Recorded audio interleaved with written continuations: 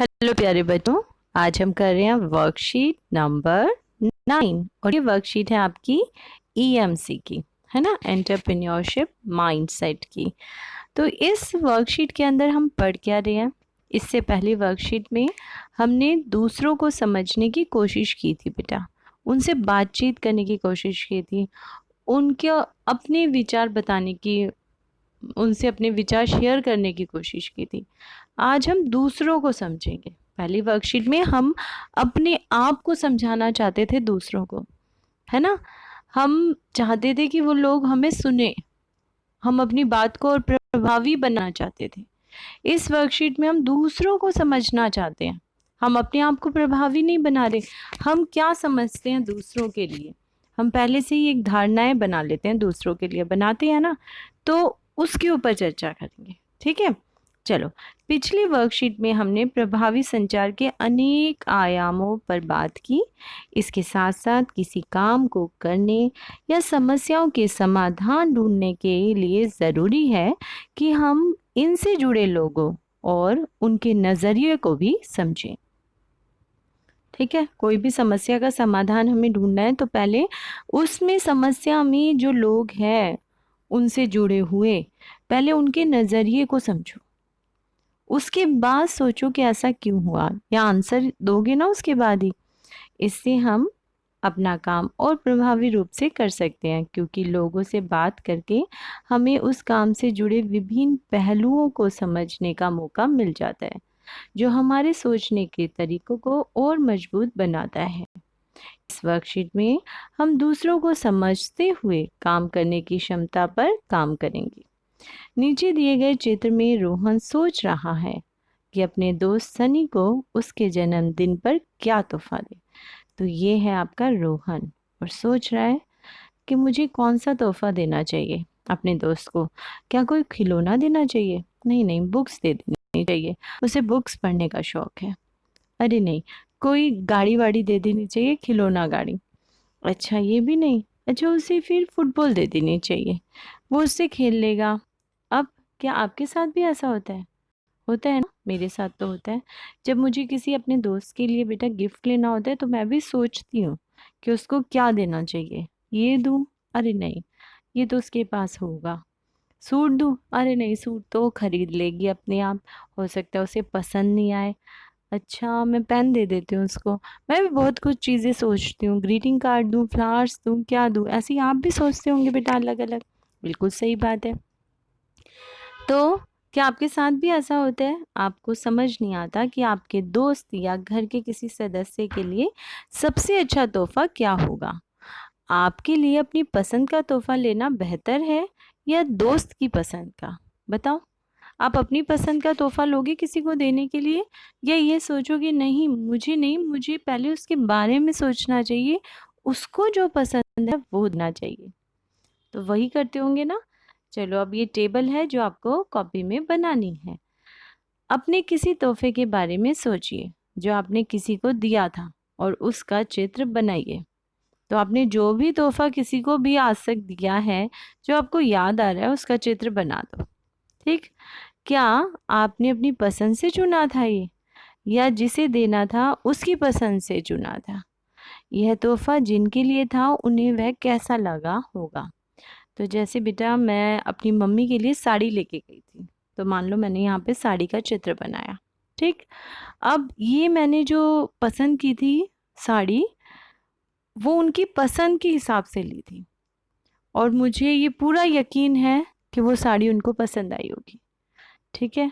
अब जैसे मेरी क्लास के एक बच्चे ने यहाँ घड़ी बनाई, बहुत सुंदर घड़ी उसने बनाई है, और उसने लिखा है कि ये घड़ी मैंने अपने दोस्त की पसंद की ली।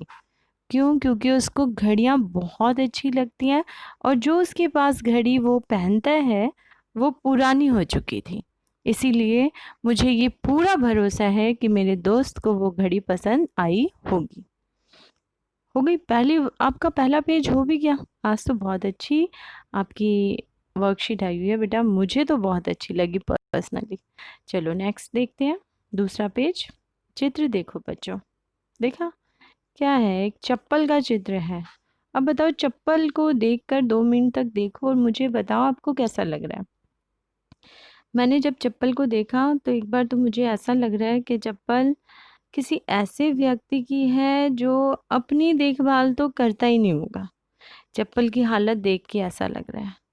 और क्योंकि चप्पल घिस चुकी है इसका मतलब चलता भी बहुत होगा। टूटी हुई चप्पल है, घिसी हुई चप्पल है, इसका मतलब वो पैदल बहुत ज़्यादा चलता होगा। और चप्पल इतनी इस हालत में है तो हो सकता है वो अपनी सेहत का भी ध्यान नहीं रखता होगा। और जो ऐसा बंदा होगा ऐसे, वो हो सकता है किसी और का क्या ध्यान रखेगा। अब ये मैंने सोचा, अब आपने क्या सोचा आप सोचो। आप, आप लगता है ये चप्पल देखकर सोच लिया आपने 2 मिनट तक। चलो अब देखो, आपने यहाँ चप्पलों की हालत देखकर उस व्यक्ति के बारे में कुछ अंदाजा लगाया होगा कि वो कैसा होगा, कैसे रहता होगा, है ना। ये सोचा ही ना, मैंने भी सोचा, जैसे आपने भी कुछ सोचा होगा। आप जानते हैं चप्पलें किसकी हैं? यह है महात्मा गांधी की। ओह, ये तो पता ही नहीं था, महात्मा गांधी की चप्पलें हैं। सोचो जरा, क्या चप्पल देखकर आपका अंदाजा सही निकला? नहीं, मैंने सोचा था कि महात्मा गांधी की चप्पल हो सकती है। क्या आप में से किसी ने सोचा था ऐसा? नहीं सोचा होगा ना। तो हम किस आधार पर किसी व्यक्ति के बारे में कुछ धारणाएं बनाते हैं? क्या होता है आधार के वो व्यक्ति, अभी देखो हमने चप्पल देख के ये सोच लिया था मैंने। आपने पता नहीं मुझे क्या सोचा होगा, मगर मैंने महात्मा गांधी की चप्पल नहीं सोचा था। आप लोगों ने सोचा ये महात्मा गांधी की है चप्पल? क्या किसी को देखकर उसके बारे में, उसकी पसंद नापसंद, उसके स्वभाव, ज़रूरतों आदि के बारे में निश्चित रूप से कुछ कहा जा सकता है? बिल्कुल सही रूप से आप बता सकते हो किसी चीज़ को देखकर, या किसी इंसान को देख के आप ये बता सकते हो उसको क्या पसंद होगा, उसको क्या नापसंद होगा, उसका स्वभाव कैसा होगा? सिर्फ देख के बताना है आपको। उसकी ज़रूरतें क्या होगी? तो बिल्कुल सही तो हम अनुमान नहीं लगा सकते, लेकिन कुछ जगह हम चल सकते हैं। जैसे हमने चप्पल देख के कहा कि वो व्यक्ति बहुत चलता होगा, और महात्मा गांधी सच में ही बहुत ज़्यादा पैदल चलते थे, और वो फिजूल खर्ची बिल्कुल नहीं करते थे, इसीलिए उन्होंने नई चप्पल भी नहीं ली। उन्हीं चप्पलों को जब तक वो चल सकते थे, उन चप्पलों से जितना चला सकते थे उन्होंने चलाया, है ना। ये लगा ना हमें देखकर। तो हम बिल्कुल निश्चित रूप से तो नहीं बता सकते कि किसी को देखकर कि उसकी पसंद क्या होगी, उसकी नापसंद क्या करता होगा, उसका स्वभाव कैसा होगा, या उसको क्या ज़रूरत है। लेकिन कुछ अनुमान हम लगा लेते हैं। ऐसा करने से क्या नुकसान हो सकता है? अगर मान लो मैंने अनुमान लगा दिया, अभी मुझे तो ऐसा लग रहा था कि हो सकता है वो मतलब व्यक्ति भिखारी हो, या मे बी शराबी हो, कुछ भी कह सकते थे उस चप्पलों की हालत देख के। तो इससे कई बार नुकसान ये हो जाता है कि जैसे महात्मा गांधी जैसे पहुंचे हुए व्यक्ति की ये चप्पल है, और हमने उसको चप्पलों की हालत देख के उस व्यक्ति का अनुमान कितना अलग लगा लिया। इसका मतलब हम सही अनुमान समान देखकर नहीं लगा सकते। क्या किसी को देखकर हम नहीं लगा सकते ना? गतिविधि अब आपके पास है, अब आपको सोचना है। यहाँ पहले आप संक्षिप्त में लिखना क्या हम सही अनुमान लगा सकते हैं, और उसके बाद ये लिखना कि जो आपने सोचा इससे क्या नुकसान हो सकता है। बहुत बार बेटा हम सिर्फ शक्ल देखकर किसी व्यक्ति को पहले से ही बिना बात किए, है ना, मान लो स्कूल में भी कोई क्लास में नई लड़की आई है, या आपने नए स्कूल में एडमिशन लिया है, तो क्या होता है हम सिर्फ उस व्यक्ति को देखकर, जो नया व्यक्ति क्लास में आया है, या आप जिस स्कूल में गए हो वहाँ कई बच्चे ऐसे होंगे जो बात नहीं करते औरों से, है ना, अपने ही ग्रुप में रहते हैं। या कुछ ऐसी लड़कियां भी होंगी जो शेयरिंग भी नहीं करती। कुछ बच्चे ऐसे होंगे क्लास में, है ना, कोई सामान नहीं दे रहे हैं। कुछ बॉयज़ ऐसे होते हैं, हाँ ठीक है, हर चीज़ को ऐसे कर देना, है ना। लेकिन बाद में जब हम उनसे बात करने लग जाते हैं ना, उसके बाद पता लगता है नहीं यार, मेरी धारणा बिल्कुल गलत थी इसके लिए। होता है ना ऐसा, बहुत बार होता है बेटा। आपके साथ भी हुआ होगा ऐसा कभी ना कभी कि आपने किसी के बारे में पहले से ही सोच रखा था वो व्यक्ति ऐसा होगा, शक्ल देख के तो ऐसा लग रहा है, लेकिन जब उससे बात करनी शुरू की तो पता लगा नहीं, व्यक्ति बहुत अच्छा है, शक्ल से तो ऐसा खड़ूस लग रहा था लेकिन वास्तव में तो बहुत अच्छे दिल का है। चलिए, गतिविधि है अब। ठीक ऐसी ही गड़बड़ तब होती है जब हम सिर्फ अपने अनुमान या अपनी पूर्व धारणाओं के आधार पर लोगों के बारे में कोई सोच बना लेते हैं। इसीलिए लोगों से बात करके उन्हें जानना और उनके बारे में राय बनाना ज़रूरी है। आइए अब हम किसी से बात करके उसे बेहतर समझकर उसके लिए तोहफ़ा डिज़ाइन करते हैं। तो हमने यहाँ इस बॉक्स में एक तोहफ़ा डिज़ाइन करना है। अपने घर या आसपास से किसी को चुनिए जिनके लिए आप तोहफ़ा बनाना चाहते हैं। तो अपने घर के बारे में, घर के किसी व्यक्ति के बारे में सोच के लीजिए, है ना? और मेरे ख़्याल से घर वालों को हम ज़्यादा अच्छे से समझते हैं। तो अपने छोटे भाई, बड़ा भाई, छोटी बहन या बड़ी बहन, किसी के बारे में सोच के, पापा के बारे में चाहे सोच के, आपको यहाँ पर एक बैग बनाना है। सिर्फ सोच के बनाना है कि वो व्यक्ति ऐसा होगा, ठीक है? या उसको ऐसा बैग चाहिएगा, ठीक है? हाँ, किसी के लिए भी बिल्कुल डिज़ाइन कर सकते हो, मम्मी के लिए, पापा के लिए, बहन के लिए, भाई के लिए, जिसको आप चाहते हो उसके लिए आपको एक बैग डिज़ाइन करना है।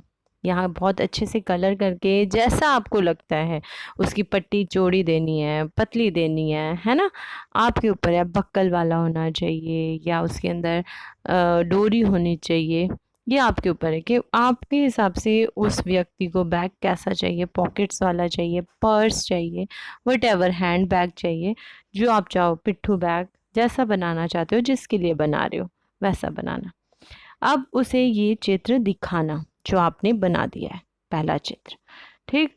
और उसके बाद उससे पूछना, यह बैग तुम किस लिए इस्तेमाल करना चाहते हो? अपने साथी को चित्र दिखाना और उसके बाद बैग के लिए पूछना, यह बैग तुम किस लिए इस्तेमाल करना चाहते हो? तुम्हें किस तरह के मटेरियल का बैग पसंद है? ठीक है, मैंने तुम्हारे लिए बैग बनाया है। बताओ मुझे ये बैग तुम किसके लिए इस्तेमाल करोगे, किस चीज़ के लिए? ठीक है? और तुम्हें मटेरियल क्या चाहिए? क्या कपड़े का होना चाहिए या फिर वो लेदर का होना चाहिए या फिर वो स्वेट का होना चाहिए? अपने जिसके लिए भी बनाया उससे पूछो। तो ये प्रश्नों का आपको उत्तर लिखना है बेटा। यह बैग तुम किस लिए इस्तेमाल करना चाहते हो, ये पूछोगे, उसका आंसर लिखोगे। तुम्हें किस तरह के मटेरियल का बैग पसंद है, उसका आंसर लिखोगे। तुम्हें किस डिज़ाइन का बैग चाहिए, हो सकता है आपने जो डिज़ाइन बनाया वो उसको ना पसंद हो, आपने कुछ लंबाई में बना दिया हो, नहीं नहीं उसको स्क्वायर में चाहिए था, मे भी ऐसा हो सकता है आपने कुछ इस तरह का बैग बनाया हो, उसने उसको देखा और उसने कहा नहीं नहीं मुझे ऐसा बैग नहीं चाहिए, मुझे तो कुछ अलग चाहिए, मतलब ये रेक्टेंगुलर चाहिए या ऊपर से गोल चाहिए, कह सकते हो, ऐसा चाहिए था मुझे तो उसमें पॉकेट्स होनी चाहिए, साइड में पॉकेट्स चाहिए थी। जैसा बैग आप बनाना चाहो और अपने फ्रेंड से या भाई से, जिससे भी आप पूछना चाहते हो, वो लिखना। अब उसके हिसाब से आपने बैग बना दिया, दूसरा बैग, यहाँ पर आपने दूसरा बैग बनाया, उसकी पसंद के हिसाब से, इन प्रश्नों के हिसाब से आपने बैग बनाना है। अब क्या करना है, अब फिर से उससे फीडबैक लो। फीडबैक क्या लेना है, क्या ये अब जो नया बैग बना है, जो उसकी पसंद के हिसाब से, पहला आपने बना लिया, उसमें कुछ इरेज नहीं करना, दूसरा बैग बनाना है उसकी पसंद से, उसके बाद पूछना है क्या ये वाला बैग ठीक है जो मैंने बनाया है, ठीक है? अब अपने साथी से अपने नए डिज़ाइन पर फिर से फीडबैक लीजिए। अभी आपने कोई कलर नहीं करना, कुछ नहीं, सिर्फ आपको बैग डिज़ाइन करना था, ठीक है? अब उससे प्रश्न पूछकर अब कलर करेंगे हम। दूसरा बैग जो था विदाउट कलर था बेटा, इसके अंदर फर्स्ट बैग में भी कुछ नहीं था, सेकंड बैग में भी हमने कोई कलर नहीं किया। अब हम थर्ड बैग जब बनाएंगे तो अब हम कलर करके बनाएंगे बेटा, ठीक है? तुम्हारा पसंदीदा रंग क्या है, पहले उससे ही पूछ लोगे, क्योंकि इसी वाले बैग के अंदर हम जो ये बना हुआ था उसी में ही कलर करके थर्ड बैग बना रहे हैं। अपने खाली समय में तुम्हें क्या करना पसंद है और क्यों, ये भी प्रश्न आपको पूछने हैं। तुम्हारा पसंदीदा मौसम कौन सा है, बैग क्योंकि दूसरे में तैयार हो जाएगा, उसकी पसंद का, तीसरे में तो हमें सिर्फ कलर करना है उसके अंदर, उसकी पसंद का, और उसके साथ साथ हमें बातें करनी है उससे।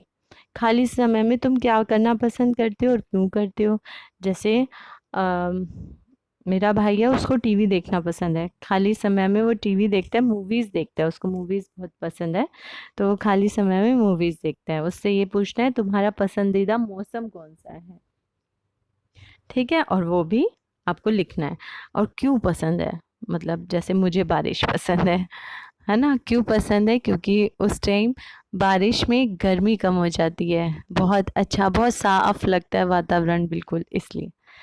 इस जानकारी के आधार पर फिर से अपने साथी के लिए एक बैग का नया डिजाइन बनाकर उनसे फीडबैक लीजिए। माय गॉड, यहाँ दूसरा आपने ये बैग बनाया था जो उसके अंदर कलर करना था। मैंने कहा था थर्ड बैग बनाने के लिए कलर करने से पहले एक बार यहाँ आपने बना दिया, दूसरे में जो बनाया था उसमें कलर करके बनाना, ठीक है।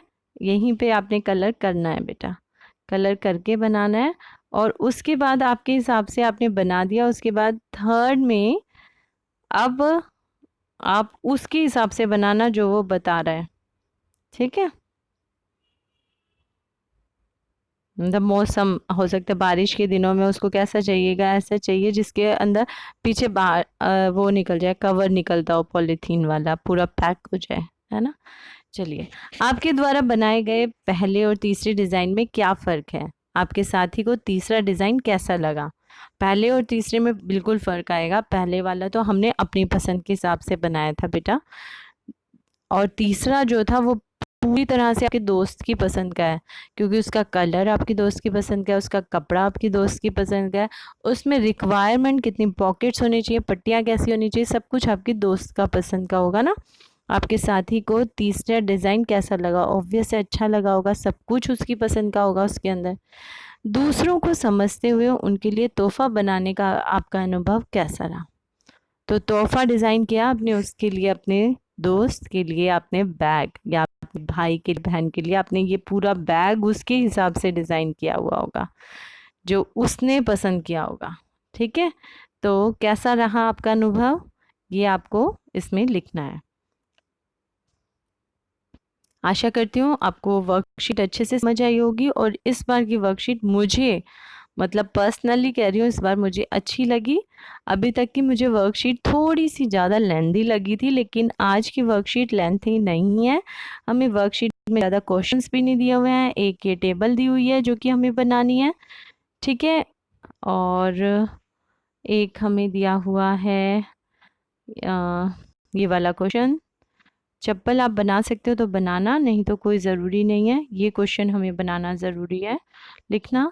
और उसके बाद बैग डिज़ाइन करना, फर्स्ट बैग आप अपने हिसाब से बना सकते हो, ये क्वेश्चंस स्टेप्स लिखना, और चाहे पहला बैग बना देना सीधा, और उसके बाद उसके नीचे ये वाले क्वेश्चन लिखना। फर्स्ट बैग बनाने के बाद ये क्वेश्चन लिखना, स्टेप्स भी लिखने की कोई ज़्यादा ज़रूरत नहीं है, ठीक है। फर्स्ट बैग बनाया, फिर ये 3 क्वेश्चन लिखे, उनके आंसर लिखे, फिर दूसरा बैग डिज़ाइन किया अपने दोस्त के लिए आपने। उसके बाद फिर उसके नीचे दूसरे के नीचे आपने ये क्वेश्चन लिखे, उनके आंसर लिखे, और फिर तीसरा बैग डिज़ाइन करोगे आप पूरी तरह से अपने दोस्त के लिए, ठीक है। थैंक यू फॉर वॉचिंग बच्चों। कुछ नहीं समझ में आता तो कमेंट बॉक्स में लिखना, समझ में आ गया तो फटाफट अपना रजिस्टर निकालो और पूरी वर्कशीट करके अपने टीचर को सबसे पहले भेज दो।